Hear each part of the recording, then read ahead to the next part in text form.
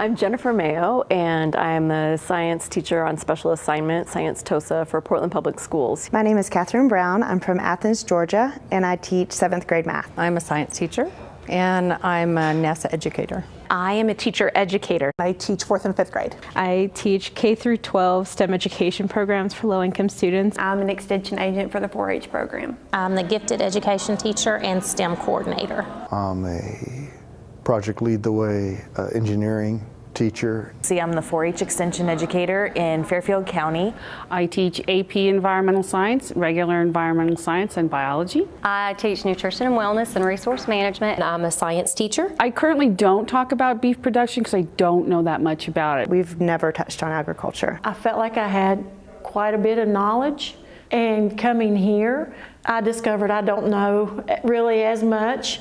I was sheltered from my preconceived ideas. I thought I bought beef at the grocery store, and I didn't really think about where it came from.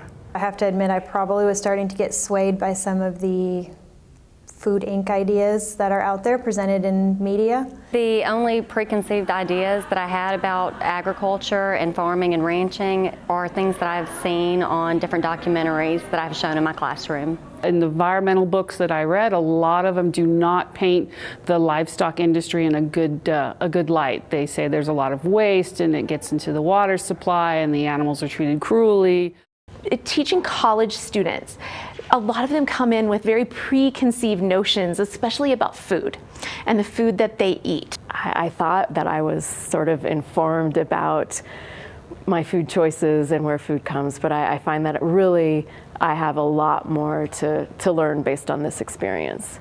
I've learned that there's just so many demands on the industry, and that everyone I met was highly intelligent, incredibly invested in what they do, and very ethically responsible people. I learned a great deal about how they rear cows, how intensive and how tedious is this process of raising cows, and how they take care of cows, how vaccinate them, how they feed them, how they make sure they have all the nutrients in their diet, they have vitamins and everything. What I saw here today is people who love their jobs, they love people, they love their animals, and they care about their families and feeding the community. I've probably been one of the most prolific tweeters on this journey, and I've been talking about their hospitality, their dedication to educating people about what they do. Many of them spoke about this is the level that we've been asked to meet, and we're going beyond that because we want to exceed that. Actually, what I learned from this is that raising cows is not just raising cows, it is involving so many careers: microbiology, genetics, ecology, environmental sciences, accounting, business management. It's a whole thing. And I think that's one of the things that we experienced when we were out on the farms, is that we saw systems and processes that were interconnected, that could not be separated for function of both plants and animals and people's survival. There is more to farming and ranching, and really the purpose behind it is to feeding, these 9.5 billion people by the year 2050. That has really opened my eyes, made me see and listen a little bit differently than I did before. We got to visit some beef production farms as well as the processing plant and learned a little bit about the culinary side of it. And even though I do have a background in beef production, I learned a lot of new things that I didn't know. I think my eye-opening moment or aha moment was seeing how much the industry is connected to one another and how everybody knows each other and wants to work together. Like, they all work with universities, they all work with research. It's so connected. I think what stood out for me the most on this trip was the technology and how much it's improved both the lives of cattle, the efficiency of the cow life cycle, and how that has improved the quality of the food that we eat and just the experience overall that farmers and cattle seem to have. The one thing that really stood out to me was the dairy farm. They had the cows on a carousel and robotic arms working with the cows. It was efficient, it was clean, it was not what I had expected. I guess one of the big things was the processing plant that we went to, and I really liked the idea of the juxtaposition of the hands-on work that the people were doing along with the computerized and robotic work that was going on. So much of the time people view robotics in production as being competitive with human beings doing the job. And it was really stimulating to see people and machines working together to make a finished product. I believe that my aha moment was the importance of facts in labeling and all of the preconceived notions that we receive through media and advertising, and that how it's really not matching up. I know that definitely one of the things that's going back to my class is that we're going to talk about the cattle life cycle and how involved it is, and that it's not just a one-day experience, that these cows have a life and they're treated very well, and that in order to get them to our table, though, there's a lot of hands involved. I want to make sure that the kids appreciate all that. Probably in my biology class, I could definitely take the part where they talked about selective breeding and maybe make an activity where here's the cow with this traits, here's the bull with this traits, put them together, what do you get?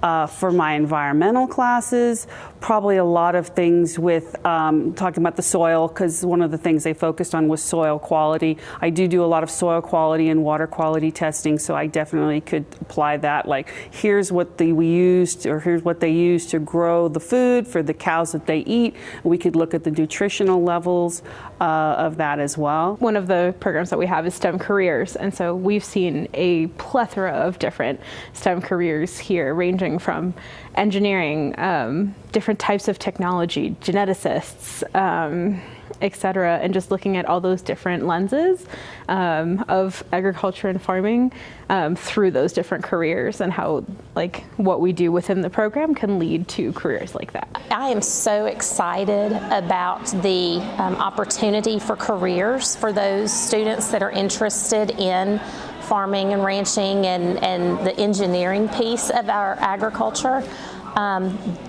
What I've learned this week really excites me, just seeing the different opportunity that's going to be out there for our students. Yeah, I really feel like we'll be able to tie food safety and the technology component into some of our agriculture lessons to pull in the kids that don't necessarily intend to go into an agriculture career, but that might want a science career or a food and nutrition career, or to develop new technology that's needed, and that they can do that in the agriculture industry. So I think what I take back to the classroom is job opportunities. You know they're out there, but getting to see them, you can teach them a little bit better.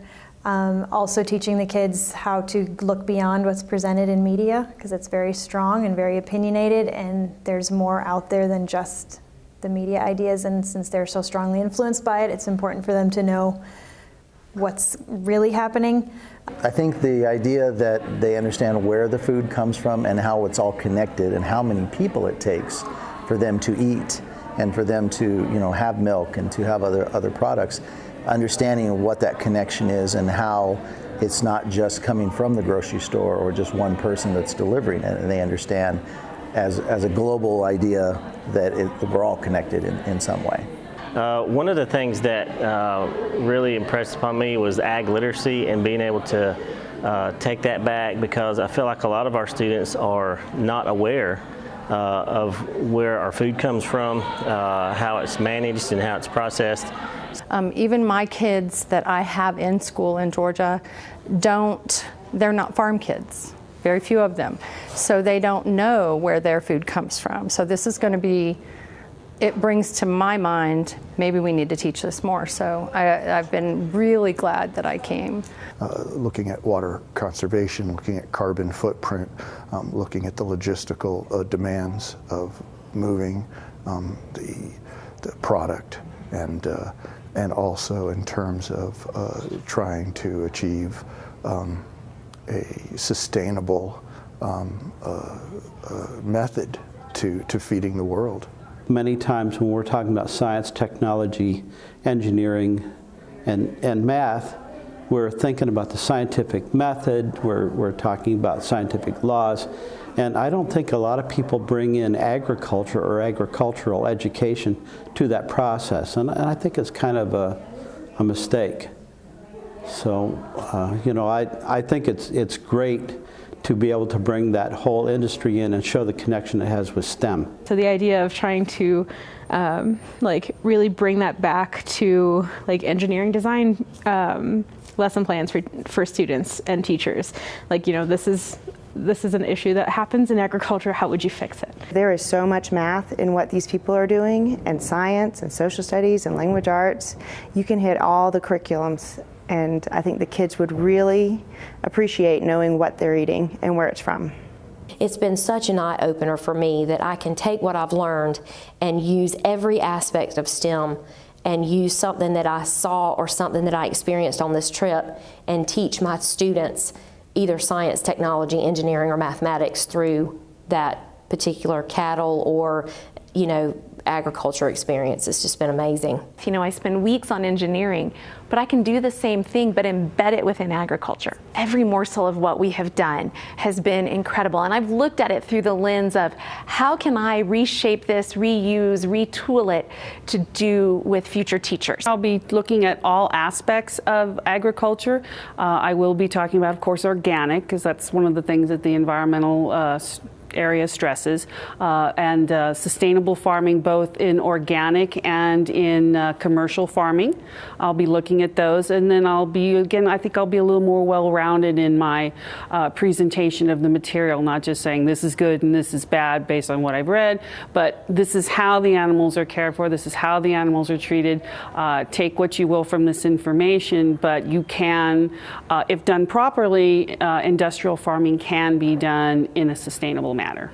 This trip has definitely taught me so much about STEM in agriculture, STEM in the beef market, STEM, how STEM, all of STEM content is possible and possibly taught through agriculture. I think the biggest thing for me through this experience, coming in with some ag experience as a professional and as a former youth involved in ag organizations, there's still a lot for me to learn, and I think that we need to send that message to our participants that we work with, whether it be teens or adults, when it comes to extension programming, and how we need to ask questions to help us be better advocates for the industry and help make the network connections in our communities, so that we can spread the message of agriculture and help our consumers understand where their food comes from. I would definitely recommend this program to anyone, whether it's a teacher or extension agent or anyone who works in education, because we need to have educators to teach our youth about agriculture and how it can be incorporated into everybody's lives. This is a great program, and there's several people that I would love to come and see what goes on here. Some big influencers, I think, that would help our county to become more ag literate and to be able to share with our students and build that ag knowledge in them as they're learning. I definitely recommend this program. Even if you grew up on a farm, think you know everything about agriculture. To the Beef Checkoff people, it has been an honor to be chosen to be here. This is definitely not my wheelhouse, and so I've learned, I can't even process how much I've learned these last few days, and so thank you very much. Well, thank you very much for making this possible, and please be assured that it's a wise investment, that we're going to take this back to our students and make sure they're aware and conscious and more aware of their food and what goes into it. You know, I just want to thank the Beef Checkoff folks for thinking about teacher educators and allowing us to be a part of this journey. Like I said earlier, I was one of 3. And the fact that we do have bigger pond ripples because we take it back to the people who are going to be future teachers and allowing us to be a part of this. This was an experience that I will share with everyone to have an opportunity to apply. To Beef Checkoff, I definitely want to say how much I appreciate this and how I think that it's wonderful that they're opening this opportunity not just to teachers, but teacher educators and people in similar professions, and I hope they continue to do so. Well, I'm a math teacher. I have no experience with agriculture, but this was eye-opening. And I think that's what we need, is people who don't know a lot about agriculture experiencing this, because there's a huge amount of people in this country who have no idea what's going on here.